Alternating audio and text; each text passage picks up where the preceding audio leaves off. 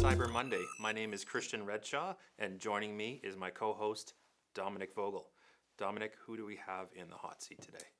Well, today we have Justin Malczewski. He is the sales director for Western Canada for CrowdStrike, which is a very large security vendor.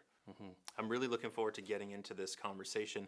Justin is going to take us through a really relevant message for small and medium-sized businesses about who the adversary is.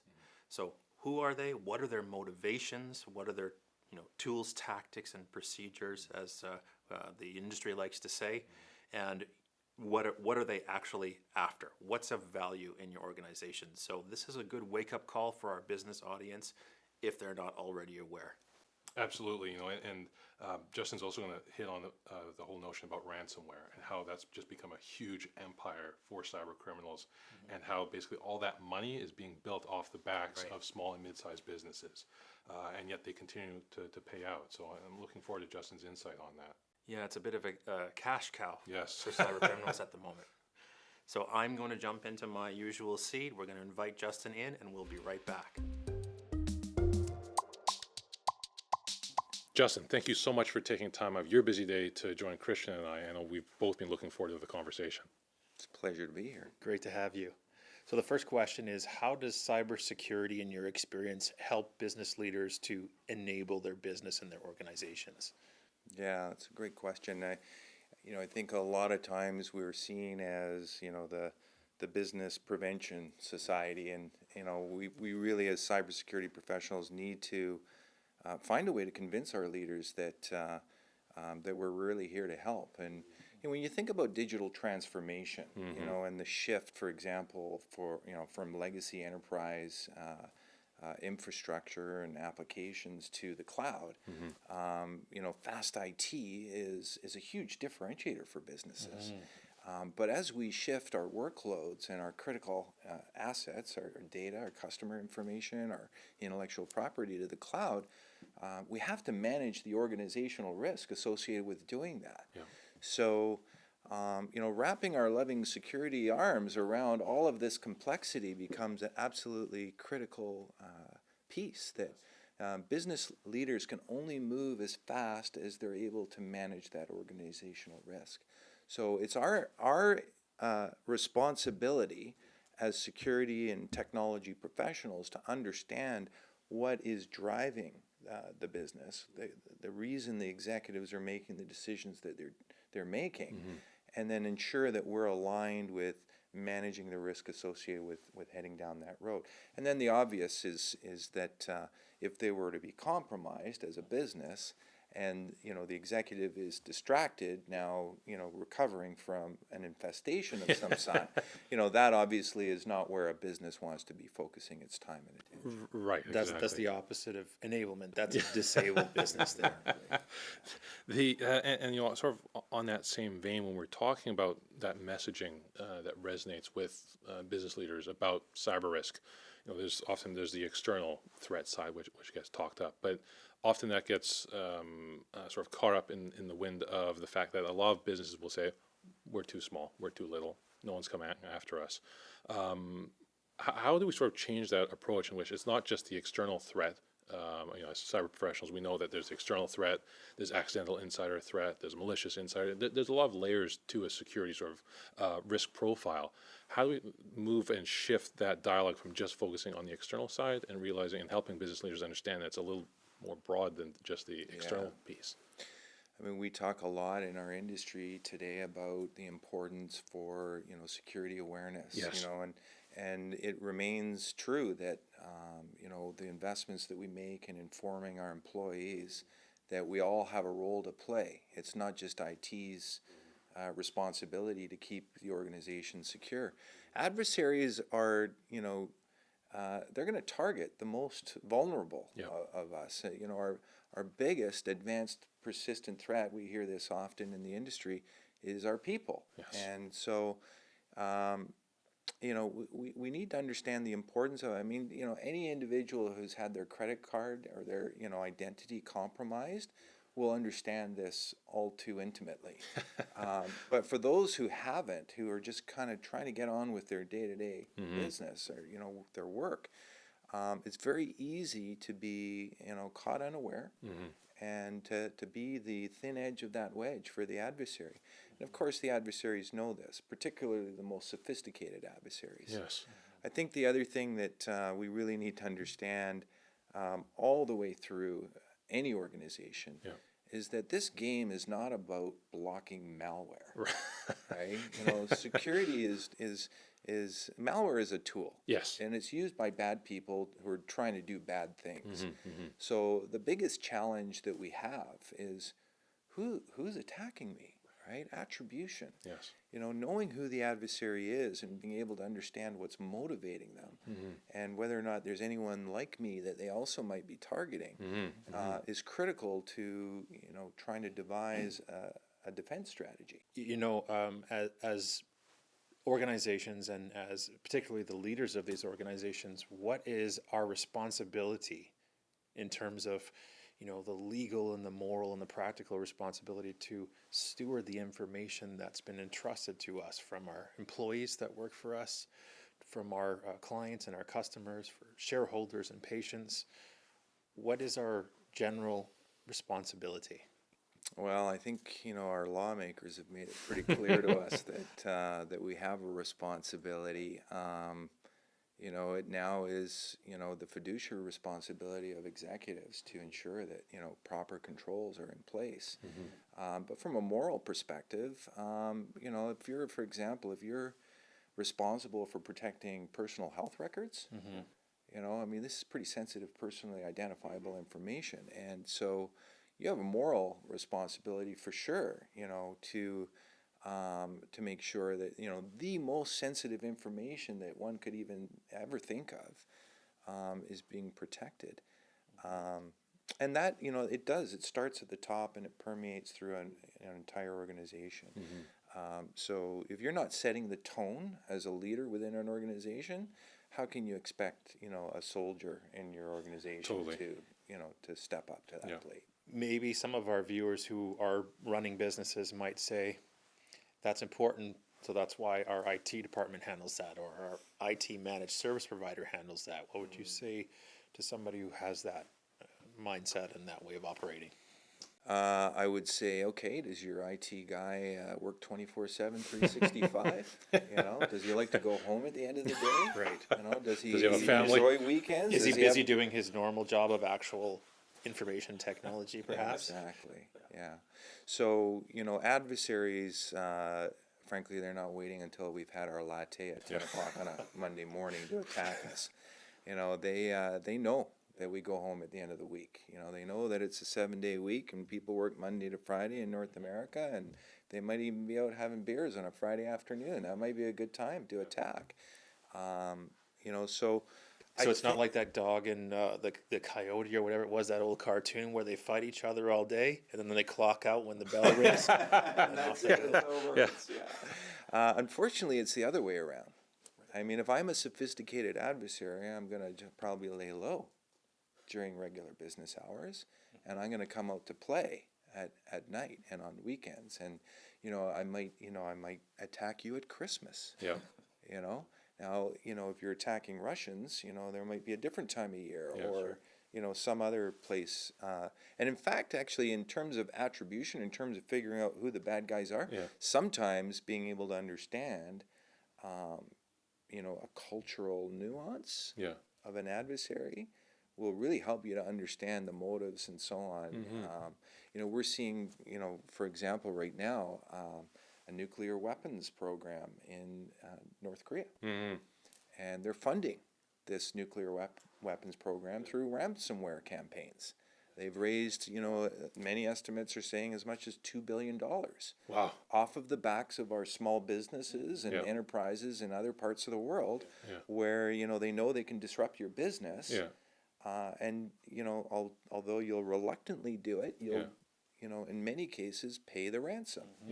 And our adversaries are building nuclear weapons based off that. to target us. Wow. Based on those types of campaigns. What's really interesting, so you mentioned North Korea. In terms of the other adversaries, what does that look like? Is it organized crime? Is it state actors? Just so our viewers and listeners have a better understanding, who are some of those adversaries? Independent teenagers in the basement. Yeah. So it used to be that, but I mean, all of the above, Yeah. I guess, is the answer to your question. My company, we're tracking 122 different adversaries around the world right Wow. now. We're really, differentiated in terms of, we're shining a light on the adversary because the countermeasures that we put in place to be able to thwart these attacks are far more effective when we know, who the actor behind it is and what's motivating them, and whether or not they've used these tactics in other examples. And so, we need to shine a light on the adversary.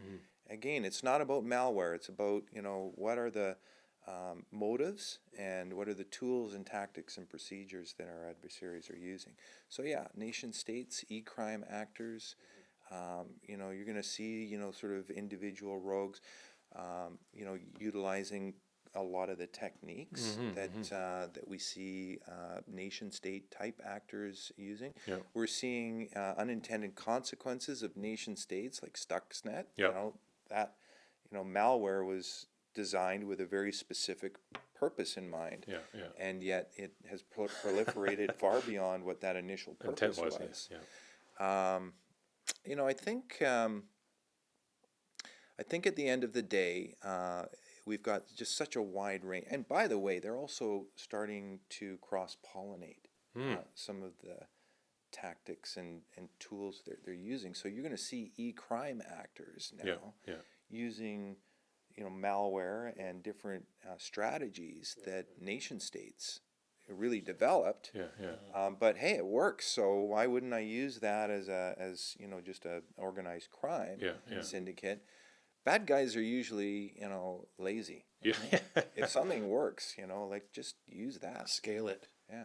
It's also where they're potentially vulnerable, right? So it's quite often how we catch these guys too. And often there's often that debate in which a lot of organizations are just making it too easy. There's so much low-hanging fruit for bad guys, bad actors to be able to just tap into and break into these organizations. A lot of companies that Christian and I run into, they'll say, well, we have antivirus and we have firewall, therefore we're good. We've done the basics, and it's like, yeah, that was the basics back in '95. What would you, in your view, what are some of the basic or foundational sort of security building blocks that even a typical mid-sized organization should look at deploying? So what are the two things that every organization that got compromised in the last 2 years had in common? They all had a firewall and antivirus, right? So the adversaries have moved on. Our traditional defenses do not work. I would say that the first and most important, let's call it fundamental principle, is visibility. Interesting. You need to be able to see what's going on in your environment. Right? You can't protect something that you can't see. You can't defend against an adversary's behavior if you can't see and understand what that behavior is. Yes. So visibility is number one. The second thing is speed. You have to be able to move with agility. Adversaries are breaking out. This is a term that we use at CrowdStrike. I think I've heard you use it before. And really what it means is that an adversary is going to compromise. They're going to establish a beachhead on your network. And they're probably going to harvest your credentials. They're going to walk through the front door, and they're going to masquerade as a regular user on the network.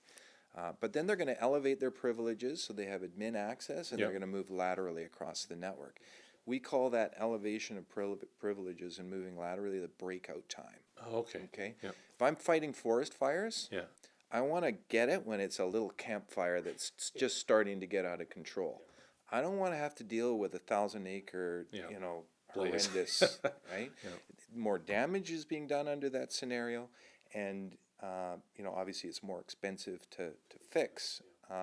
So I want to be able to respond. I want to identify that I have a breach or that there's been an intrusion very, very quickly. I want to do the forensics very quickly. So I want to understand the nature of that attack, and then I want to be able to respond in a very, very, with agility. So we actually, we use this 1-10-60 rule.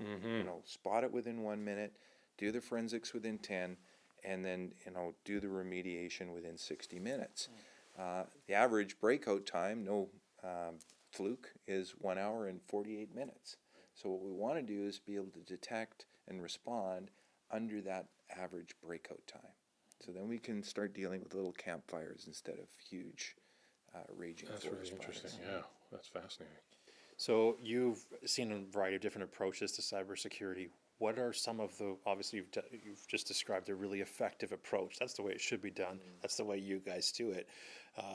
What are some of the things you've seen that are less effective? And what are some examples of some really good companies, not necessarily by name, but that have done a great job too? Yeah, I would say that traditionally as an industry, we've been very focused around the network. And there's a lot of value to that, so don't take this wrong. But because we're so distributed now, we've got stuff everywhere, right? Like there's like Amazon Web Services grew 47% year over year last year. That's because everyone's moving their stuff up into Azure, so Microsoft's answer to Amazon Web Services and so on. So, if we're going to move critical workloads up into the cloud, and we still have these legacy enterprise environments, and we've got mobility, and all, so we're everywhere. We have to be able to defend pervasively across that extended enterprise. Just throwing a firewall on the network isn't going to solve that new paradigm. But you do see people that think that way. You All the time. All the time.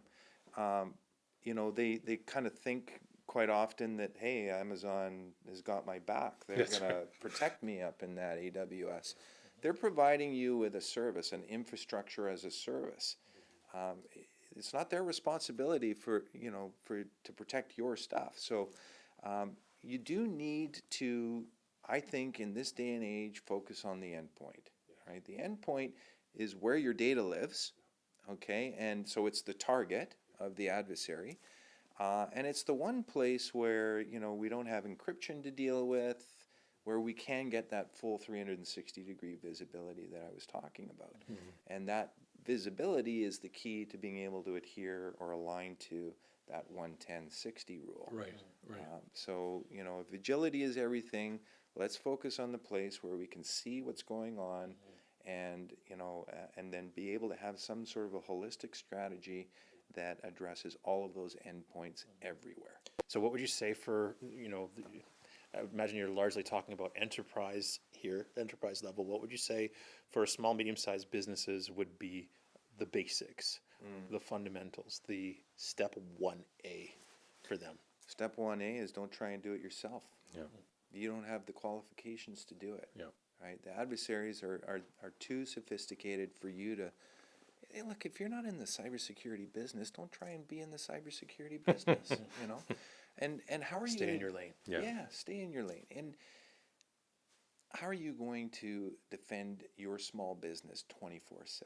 What are you going to do? Hire 6 people and have 3 8-hour shifts on a 24-hour clock? Like you can't. It's not realistic. Feasible. It's not financially viable. There are great companies that will deliver 24/7 capabilities.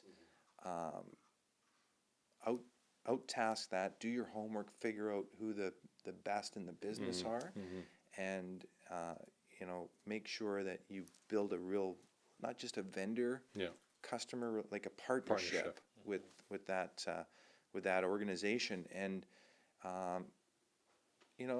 be aware that there are limitations to your own internal capabilities. Yes. And even if you could find all those people, which you can't because there's a huge skill gap in the industry, it still wouldn't be the smart thing to do. Right. Yeah. And to your point earlier there about the sort of the endpoint being sort of that battleground now, in terms of that, I guess the perimeter, paradigm still exists, but now we have these fractured mini parameters being the endpoint. Is part of that tied to the fact that most or many data breaches can be tied back to the fact that some level of user interaction is required, again, whether that be on a mobile device, on a laptop, on a workstation? Is often you don't see that being tied back to somewhere in the server. It tends, that initial entry point, like you mentioned, tends to be where a user is interacting with the with some level of network equipment. So is that an area where that visibility is so important compared to, let's say, broader network level visibility? If we're going to get visibility anywhere, should we start with the endpoint? So let's go back to our forest fire analogy, right?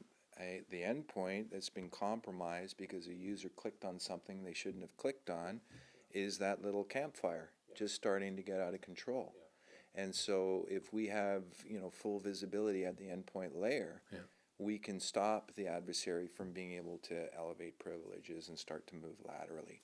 Much more realistic for us to take that approach and focus on, being able to get in as near real-time detection on the endpoint as we possibly can, and then containment, and then obviously remediating an infected system at that point. But that detection and containment, so that the infestation doesn't spread, is a critical piece. Wow. Yeah. Oh, that's I think that's a really key takeaway, I think, for our viewers and listeners, that the it's not just the firewall, it's not just the antivirus. Like you said, there is that visibility is absolutely key, and we're very grateful for you taking the time to chat with us today. And we would love to have you in again, because you're always such an interesting person to talk to, and the threat landscape is always changing.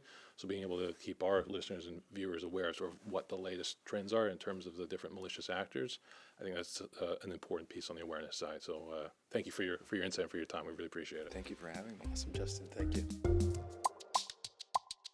What a great episode from a really well-spoken individual. I love about Justin how calm his demeanor is, his voice. To me, he's like the Barry Manilow of cybersecurity in Vancouver. He just draws you in, and I really liked how he was talking about the whole notion of partnerships, especially for small and mid-sized businesses, that you cannot go it alone. To do cybersecurity well, especially if you're an SMB, you really need to have really strong partnerships with your cybersecurity providers. You also can't go at it like it's 1998. So was his point? That the two things that every organization that's been breached has had in place in the last 2 years is firewall and antivirus. So the adversaries have moved just a little bit beyond that. And so it's time that we get up to date with our cybersecurity defenses. So thanks for watching. If you want to watch our other podcasts, you can go to conversationsthatmatter.tv, and we will see you next Monday.